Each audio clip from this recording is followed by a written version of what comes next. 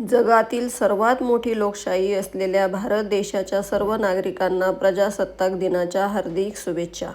स्वातंत्र्य मिळाले बलिदानाने, रक्षण करूया अभिमानाने. चला आज पुन्हा एकदा शपथ घेऊया आपल्या संविधानाच्या सन्मानाची. हाय, हॅलो, नमस्कार. मी अर्चना, अर्चीज क्राफ्टी कॉर्नरमध्ये तुमचं सर्वांचं मनापासून स्वागत करते. तर आज आहे 26 जानेवारी, प्रजासत्ताक दिन. तर सर्वांना प्रजासत्ताक दिनाच्या खूप खूप शुभेच्छा. तर सकाळी सकाळी अशी छान मस्त सुरुवात झाली. सकाळी लवकर उठले आणि बाहेरचं झाडून ते घेतलं, अंगण सडा वगैरे टाकला आणि त्याच्यानंतर घरात झाडून फरशी वगैरे करून घेतली आणि मग त्याच्यानंतर पुढची तयारी आणि सुरुवात आपल्या रांगोळीपासून. तर छान मस्त तिरंगा कलर मी अशी रांगोळीमध्ये टाकली. छान सुबक छोटीशी पण खूप सुंदर आकर्षक रांगोळी काढलेली. तर खूप सुंदर वाटत होती ती आणि मला खूप लहानपणापासून आवड आहे रांगोळी म्हणा किंवा काही कलाकुसर असं. आणि त्याच्यामध्ये मला इतका आनंद भेटतो ना, ते केलं की मला असं मी काहीतरी जिंकलं आहे असं वाटतं आहे मला.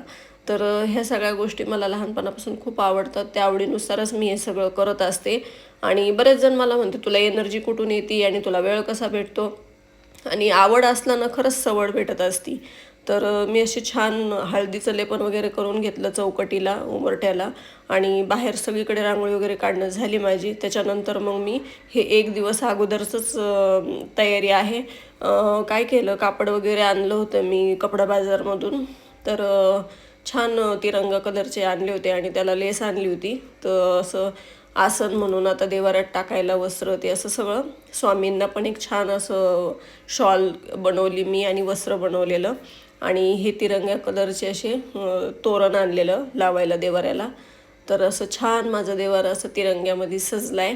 तर हे असं बनवलं मी खाली आसन देवाऱ्यामध्ये आणि हे तिरंग्याचं बनवलं. मला असं वाटत होतं टाकू की नको, पण माझा सिद्धेश काय म्हणतो, मम्मी छान दिसतंय तू टाक, कारण आपण काही वाईट काम करत नाही.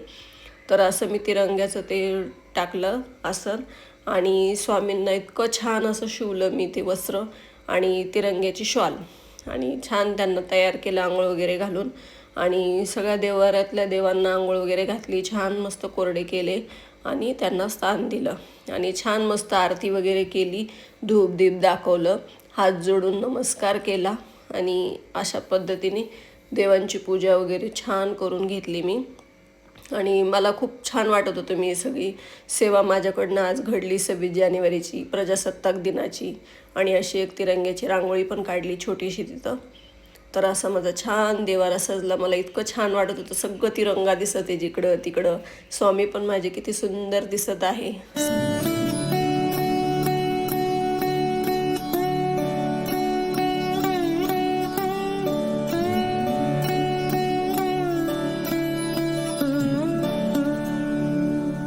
उत्सव 3 रंगांचा देवघरात आज सजला, नतमस्तक मी त्या सर्वांची ज्यांनी माझा भारत देश घडवला.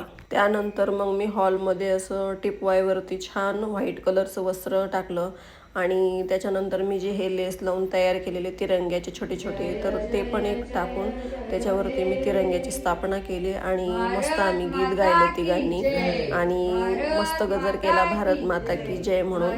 तर अशा पद्धतीत मला तर शाळेतले दिवसच आठवले.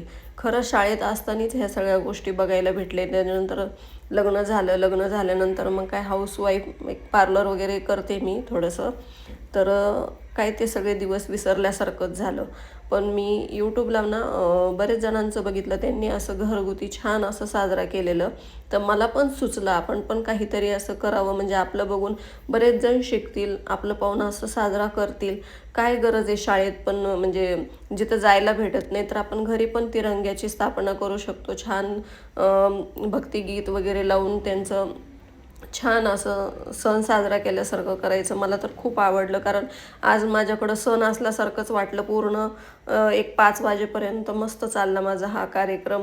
सकाळपासून जे लागलेली होते मी सगळं आवरायला, कधी होईल माझं, कधी मी हे सगळं सुचलेलं करील, कधी माझ्याकडनं हे सगळं व्यवस्थित होईल. पण कसं असतं ना, मनात इच्छा असली ना ते व्यवस्थितच होतं आणि छान पण वाटतं. आज 26 जानेवारी प्रजासत्ताक दिन असा साजरा केला मी. सण माझं खूप छान झालं. कसा वाटला तुम्हाला हा व्हिडिओ नक्की कमेंट करून सांगा. पुन्हा भेटूया पुढच्या व्हिडिओमध्ये. तोपर्यंत बाय बाय.